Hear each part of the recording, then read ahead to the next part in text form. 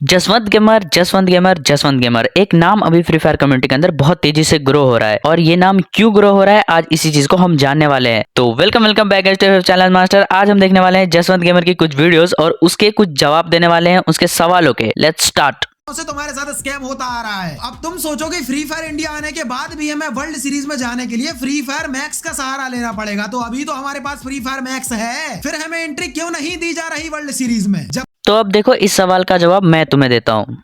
तो अब ये दो तस्वीर देखो, esports act 2022-2023 this indicates that esports are being recognized as an emerging field and requires parliament to ponder over a legislation that will govern the specific field। तो देखो इसका अर्थ ये है कि esports एक उभरता हुआ फील्ड है, हमारे देश में ये तेजी से ग्रो हो रहा है और इसका पूरा कंट्रोल पार्लियामेंट के हाथ में है। तो हमारे देश में कोई भी ऐप या गेम का esports होगा कि नहीं होगा, या बाहर हमारी कंट्री किसी भी गेम के लिए खेलने जाएगी नहीं जाएगी, इसका पूरा कंट्रोल पार्लियामेंट के हाथ में है। अगर पार्लियामेंट अलाउ नहीं करती तो कंट्री से बाहर कैसे ई-स्पोर्ट्स हो सकता है, या कंट्री के अंदर ही कैसे ई-स्पोर्ट्स होगा किसी भी गेम का। अब कुछ लोग बोलने वाले हैं कि बीजीएमआई में ई-स्पोर्ट्स तो हो रहा है, बट देखो बीजीएमआई परमिशन लेके आई है और बीजीएमआई के पास परमिशन है पार्लियामेंट का। अब फ्री फायर मैक्स के पास परमिशन क्यों नहीं है?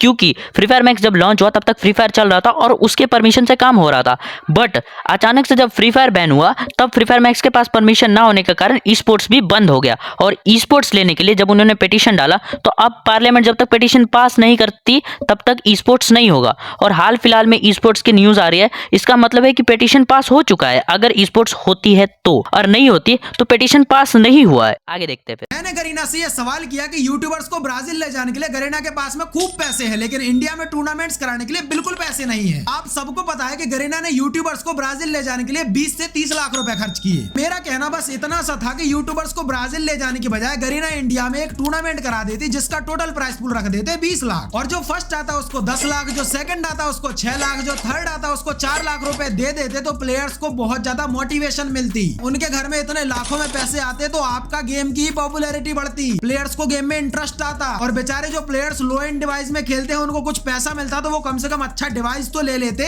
यूट्यूबर्स को ब्राजील ले जाने से इंडियन प्लेयर्स का क्या फायदा हो गया जो दिन रात गेम खेलते? यही तो सोचने की चीज है जसवंत भाई। क्या फ्री फायर का ओनर या उसके अंदर काम करने वाले हजारों एम्प्लॉयज बेवकूफ है, या उनके पास ये आइडिया कभी नहीं आया कि हम ई स्पोर्ट्स कराएंगे या टूर्नामेंट्स वगैरह कराएंगे तो हमारे फायदा होने वाला, ऑडियंस हमारी बिल्ड होगी, भरोसा हम पे बनेगा? क्या वो सारे बेवकूफ है या उनके पास कभी आइडिया ही नहीं आया? आइडिया भी आया और वो सारे बेवकूफ भी नहीं है, बट गवर्नमेंट जब तक अलाउ नहीं करेगी वो कुछ नहीं कर सकते। और इसके बारे में मैंने पूरी डिटेल्स उन 2 पिक्चर्स में है, तो मैंने पिक्चर्स दे दी थी, उसको आप वीडियो पॉज करके देख सकते हो। और बात रही यूट्यूबर्स की, तो भाई अगर कोई बॉस के अंदर कोई एम्प्लॉय काम करता है, बॉस उसको जहां बुलाएगा, जहां उसको भेजेगा, उसको जाना पड़ेगा, और क्यों ना जाए, उससे उनका घर चलता है।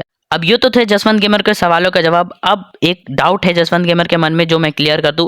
ये हर वीडियो में बताता है कि मैं गरीना को घुटनों पे ला दूंगा, गरीना को टेक डाउन करा देंगे, ये वो। तो देखो गरीना झुकने वाला है नहीं, क्योंकि गरीना एक ऐप नहीं है जो तुम्हारी वीडियोस बनाने से या रेटिंग देने से टेक डाउन हो जाए। गरीना एक कंपनी है जो कि 149 ऐप ओन करती है। Free fire max, free fire के अलावा 147 ऐप उसके पास और है जो इतने देशों में चलते हैं जो तुम उंगलियों पे गिन नहीं सकते। देखो जसवंत गेमर के सवालों का जवाब हो गया। उसके मन का एक भ्रम था वो भी मैंने दूर कर दिया। बट अब तुमसे एक सवाल है जसवंत भाई, और उन यूट्यूबर से भी जिनको पार्टनर प्रोग्राम से निकाला गया।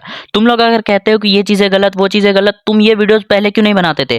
तुम अभी वीवैज वाले यूट्यूबर्स को गालियां दे रहे हो, जब तुम्हारे पास वीवैज था तब तुम क्यों नहीं बनाते थे? अब देखो जसवंत भाई बोलेंगे कि इनके पास वीवैज है, ये चीज प्रमोट कर रहे हैं, हम नहीं करते थे। तो देखो जितने भी यूट्यूबर्स है उनका तो मुझे पता नहीं बाकी लोगों का, बट जसवंत भाई आप भी प्रमोट करते थे, और आपके चैनल पे एक वीडियो अभी भी रह गया है जो आप डिलीट करना भूल गए।